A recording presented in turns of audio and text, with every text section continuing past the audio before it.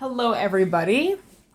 I normally would do this actually on Beauty Face, but it doesn't have great pixelation. So I'm trying it like this so I can't actually see the camera and what it's doing. But anyways, hi, I'm Gina again. And yes, I am updating my YouTube twice in one day, which I just thought I would do because my weeks are so busy that the weekends give me the time to be able to do this.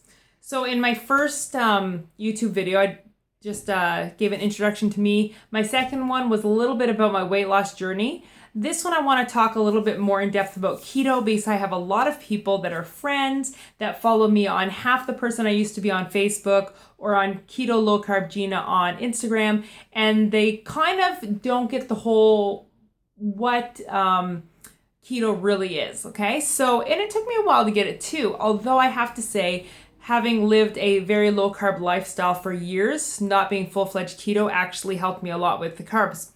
The number one question I have people ask is, well, what do I eat if I don't eat bread? And to that answer, I'm like, there's so many other foods out there other than breads and pastas, okay? I think it's just because, think about it, breads and that are a little bit cheaper and that, so I understand people going, what else do we eat? Because usually people have a tendency to eat cereal and toast in the morning, a sandwich at lunch, and they will eat, I don't know, probably potatoes, maybe something bun-like with their dinner and that. So I want to just give you some basics. It's not that crazy hard to kind of figure it out. So basically keto is a high fat, yes, high fat, then moderate protein, then low carb eating style. I hate using the word diet because to me it's so much like what I tried all my life to do and restrict and restrict and restrict. Whereas with keto, I find that it isn't so much a diet but a lifestyle. So if you're trying to do this just for a quick diet and a quick fix, it'll work. But I think when you're switching yourself from being a carb burner and sugar burner into a fat burner, it takes a while for your body to get to that. So don't mind me too. I sit on a yoga ball for my back, so you'll see me bounce maybe. Anyways, okay, so here's some basics. Once you actually decide to eat keto or try keto, what you're doing is you're moving your body from a carb burning state. Think of like marathon runners. When I used to run at one point when I was low carb and I was training for a half marathon, I thought, man, I need to like sugar it up and carb it up. So I used to do carb up meals actually before like my long runs and that kind of stuff. So you're going from that state, which is fast in, it stays for a while, but then you have like this blood sugar drop, okay? To, instead of using what your body's probably used most of your life, which would be carbs and sugar and that for energy, into using fat as fuel. Your body can do one or the other, okay? So you're using fat as fuel, thus it's high fat. Your body will also learn to burn your own fat, which is really cool. It takes a little bit of the transition for that, but I think it's super cool. And to be honest with you, when I compare when I did low carb versus keto, I actually enjoy keto a lot more. I don't have like blood sugar drops like I did even with low carb, because even low carb, you're still getting fuel from carb, right? Or maybe from the protein and that, but from whatever the low carb is that you're taking in. Whereas when you are keto and that you're getting it from the fat or your fat store, which I think is super cool. And I mean, come on, I think that's just awesome. And I had never really heard about this before a couple of years ago. And I think it's quite cool, actually. It's really cool. But you know what, it goes like, everybody always, for years, especially in the 90s, it's low fat, low fat, low fat, low fat. So what did they do? They add sugar and like artificial sweetener to things. So people have a hard time getting their heads wrapped around high fat. But there's a lot of doctors on board with it. There's a lot of specialists and heart specialists even in that on board with it. And in the Valley here, we actually have a doctor that's actually purposely trying to help people through this and to regain their health. So basics: high fat, moderate protein, low carb. So I know everybody says, oh, keto is this. It's like 70% of your, or let's say 75% of your eating will be fat and 20% will be protein and 5% will be carbs. Well, we're not all the exact same mold. I mean, that's a really nice way to start it off, but you're going to find probably that you don't fit into like this mold of exactly that. If there's one thing that I've learned from teaching piano is that no two people are alike the way they learn. If there's something that my physiotherapist has taught me with all my back issues, is that every single person that she deals with, even though they might have hypermobility like me, or they might have severe degeneration or a labral tear in their hip like I have, all these different things, you actually wind up treating everybody a little bit different. And I think the same thing has to be said for nutrition and eating and dieting. Dieting, I'll use loosely. So I myself don't really stick right to that little like 75, 20 grams or 20%, sorry, and 5% carb thing. I tend to be a little bit higher on the protein than what I was, which is where I should be. I'm probably more like a 25% protein. Right now I've tried to increase my carbohydrates a little bit, so I'm usually between 5 and 10% carbs, and probably around 65 to 75% fat, I guess, in my diet. Let me just grab something. I meant to have it here, but I'm just going to grab it, guys. One of the biggest things I find to help, if you can find someone who knows so much about keto and listen to them and listen to everything they have to say, there's a lot of false information out there. If you're a woman and you really need to figure out what's right for you as a woman, because women and men burn things differently. We actually do keto very differently usually. So I highly suggest this, and I'm not getting paid to advertise this. This has just totally redid the way I do keto. It's Leanne Vogel, and it's her book, The Keto Diet. And you can also listen to her podcast at healthfulpursuit.com or Healthful Pursuit podcast on YouTube. She's phenomenal when it comes to hormones, women, and keto. And she's got many different ideas because everybody is so individual. Now, let me just break it down to easy stuff, okay? So if you're going keto, what you want is you want to deplete things like carbohydrates in your body. So you want things like no breads, no pastas, no rice, unless you're doing a carb up sometime, which is another whole conversation. So we're talking basic keto. Refined sugar, get rid of. A lot of natural sugar you will be getting rid of. Yes, that means fruit. And anything like that. I am not a big user of sweeteners. It's up to the individual how it affects their body, but for me, I try to stay away from it because it tends to make me crave. So basically you want to get rid of all that. You want to have, for your carbs, usually a lot of veggies. Now, I've started adding carrots back in. Normally, root veggies aren't really part of the beginning phase of keto and that. But you have to figure out what works for your body. Usually a lot of leafy greens, things like broccoli, things like avocado. Avocado has way more potassium for you than a banana. Did you know this? Way more. And it's got good fats. It's got such good substance to it without spiking your blood sugar. It's phenomenal. I'm trying to think, like things like cucumber, zucchini, spaghetti squash you can have. I've got a whole list of stuff that I did for myself because I don't keep track on an app or anything. I actually write everything out. So I actually have a list of veggies and how many carbs they have in it. So you want to stick to stuff like that for your carbohydrates. Nuts will have some carbohydrates. There's certain ones you can have. Pecans tend to be very keto friendly. A few people that I talked to weren't sure different things that they could use. So fat bombs are a huge thing to get extra fat in your diet. But I was talking to a lady who didn't realize that regular peanut butter had tons of sugar in it. So guys, get natural peanut butter if you're using it. This is so my addiction. I'm not even joking. So my addiction, natural peanut butter. Okay. So the only ingredients should be peanuts in it. Okay. It's good for just a spoonful of it. It gives you good fats, some protein. It's very low carbohydrate. And it's very addictive. Trust me, it's my thing. So I try to stay away from it too much because I can overdo. Okay, so the next thing after veggies is your protein. Just make sure that you're not too low on protein. That's a huge thing. I was very low on protein for the first while of my ketogenic journey. and my body was really lacking, and I thought it was lacking fat. So I was very, very, very high on my fats and very low on my proteins. But your body needs protein.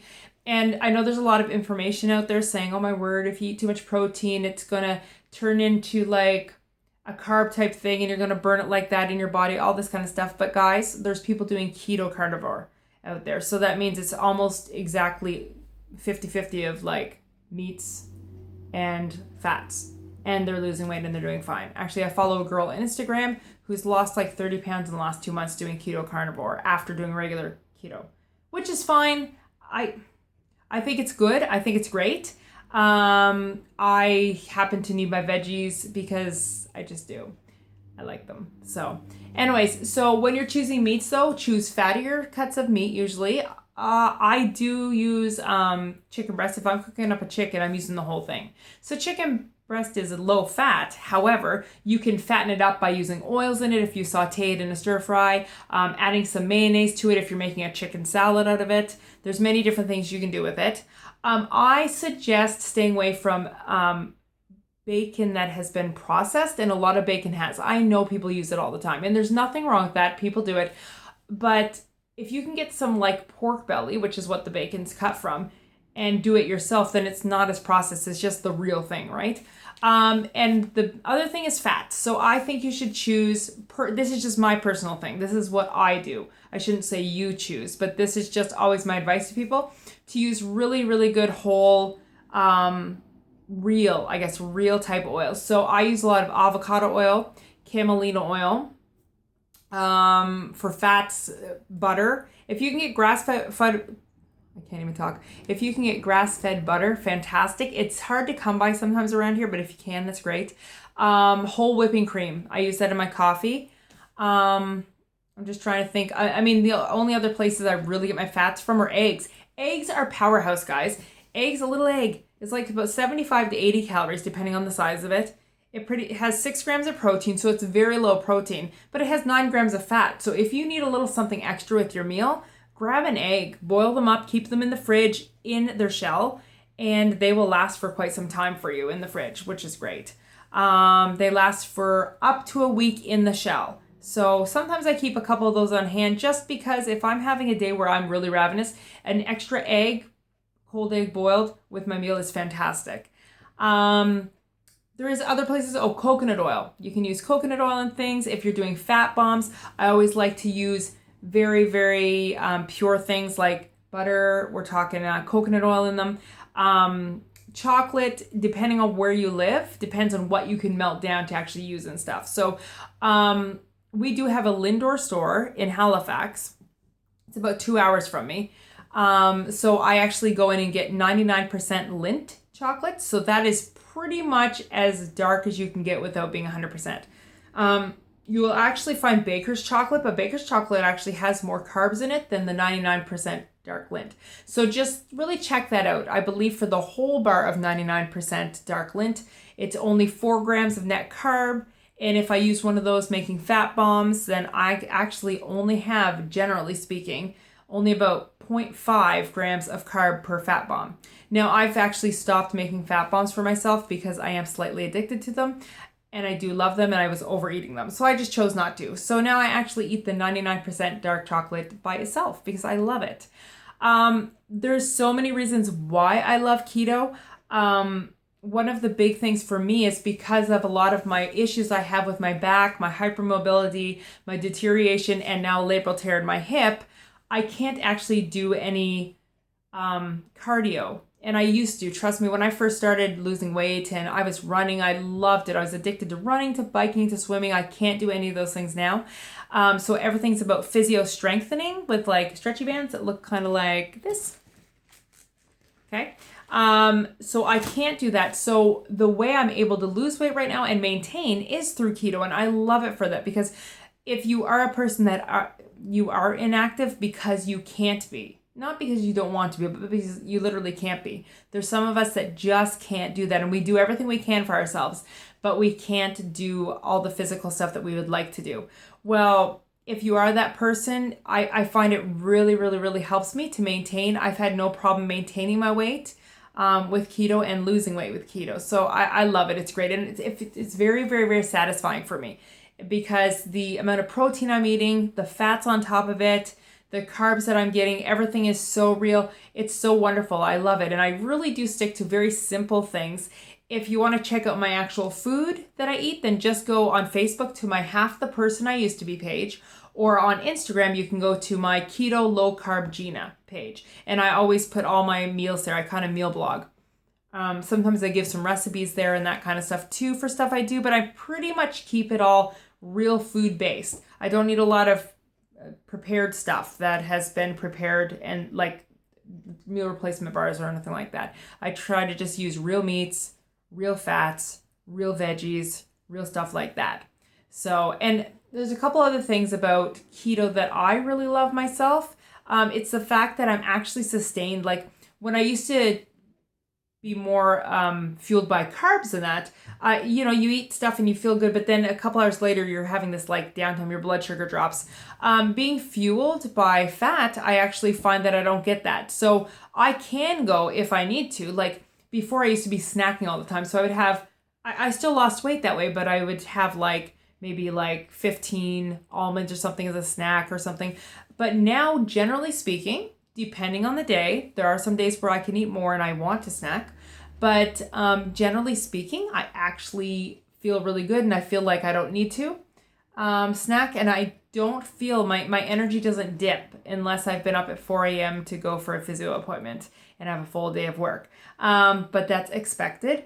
But in general, for my food, I actually don't feel that blood sugar drop like I used to because my body is literally running on fat. And if it runs out of fat in what I've eaten, then it goes right into my fat store. And I still do have a fat store, even though I'm at my happy maintenance weight. We all have some fat in our body that our body can actually use for fuel.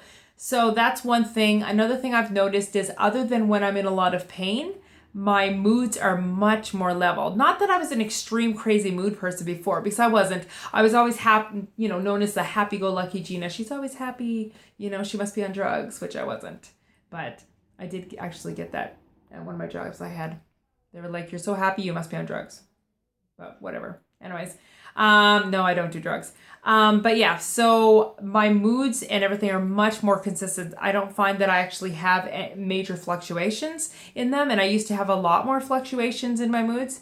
Like I said, except for when I'm in pain. And most people, when they're in pain, it's a little harder, right? So when I'm teaching piano and that kind of stuff, it's a little harder. I'm just a little bit more direct with the kids, but not in a bad way. But I find myself much more level of a person when it comes to emotions and that kind of stuff. So other than that, the other thing that I do find since I've been doing keto for the last 1.5 years, maybe a little more, my skin's better. I find that I just feel better and more satisfied too as well.